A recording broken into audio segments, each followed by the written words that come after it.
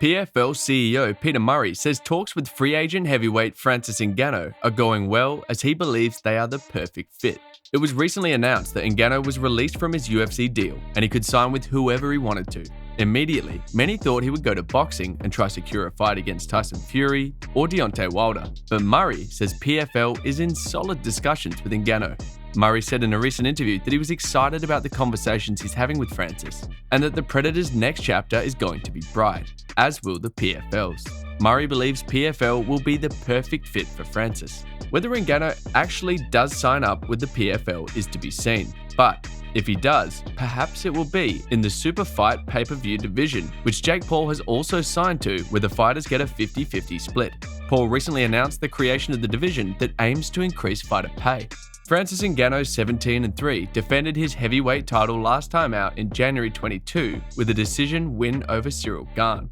He had never lost his heavyweight title in the cage, but was stripped when he was released from the UFC. To win the title, he knocked out Stipe Miocic at UFC 260 in March 2021. Where would you like to see Francis go next? Ahead of his first fight in what feels like forever, former UFC light heavyweight champion Jon Jones has made a statement explaining why he made the shift up to heavyweight. Most will know that towards the end of Bones Jones' tenure at light heavyweight, the fights were a lot closer than they were earlier in his career, with one judge actually awarding Thiago Santos the win on his scorecards in their fight in 2019.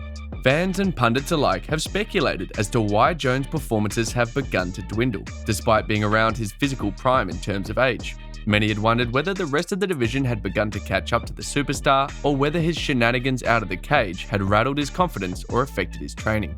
If you ask the man himself though, he recently stated that he just lost the fire within that comes from worthy competition.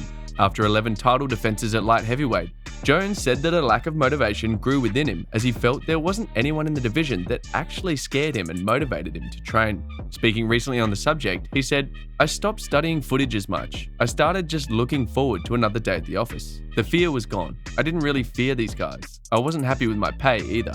I was starting to fight guys like Reyes, who had been dreaming of fighting me since college, and he was just relatively unknown to the general public. So I just wanted more. I wanted to be nervous again. I wanted to have fear again.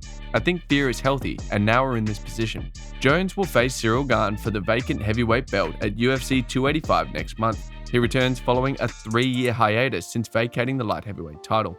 Jones will face a tough task in his heavyweight debut against Gane. After losing to Francis Ngannou at UFC 270, Gane responded in a big way by finishing Tai Tuivasa. While Gane is a new, exciting challenge for Jones, he doesn't feel Gane presents any new hurdles at UFC 285. He's downplayed Gane's striking prowess, citing other past opponents as having more power and better technique on the feet.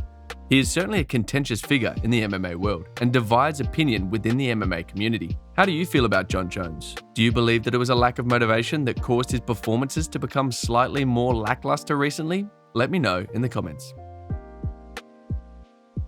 Khamzat Chimaev might be off to middleweight for his next time out.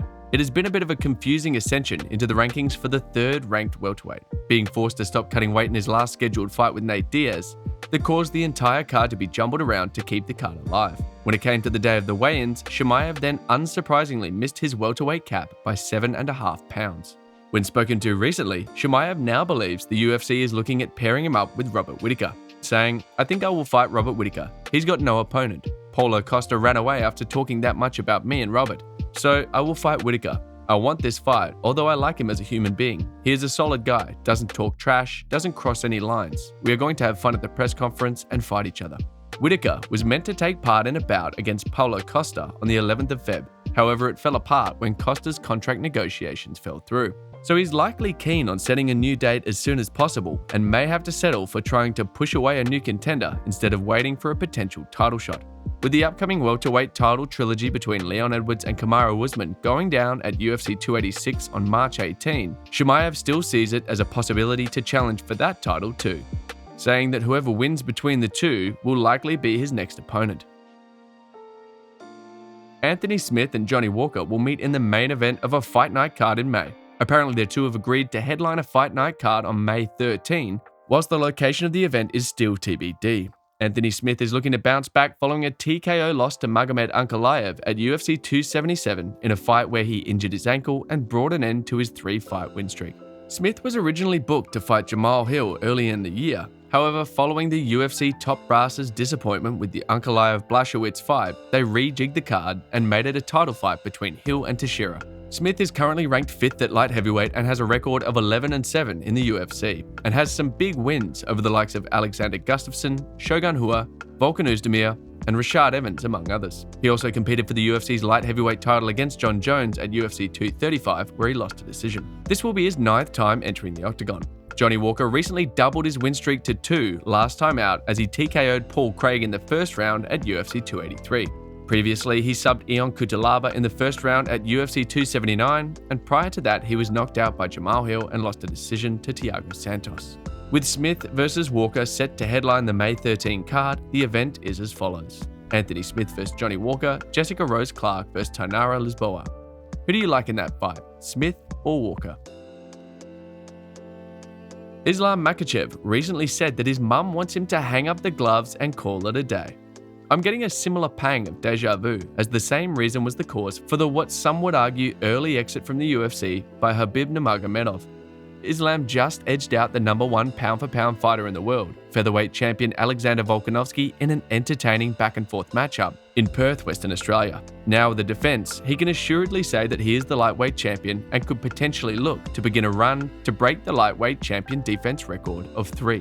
However, the pressure from his parents wanting him to exit the sport may cause an early derailment of the Russian's career, as Makhachev recently explained in an interview how they feel about him fighting, saying, "My mother doesn't watch fights, not just my fights, fights in general.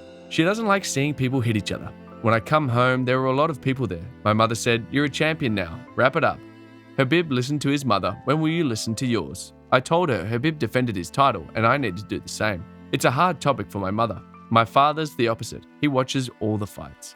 With the amount of hungry contenders and killers currently sitting at the top of the lightweight division, it's no surprise that Makhachev's parents would like to see the fighter hang it up.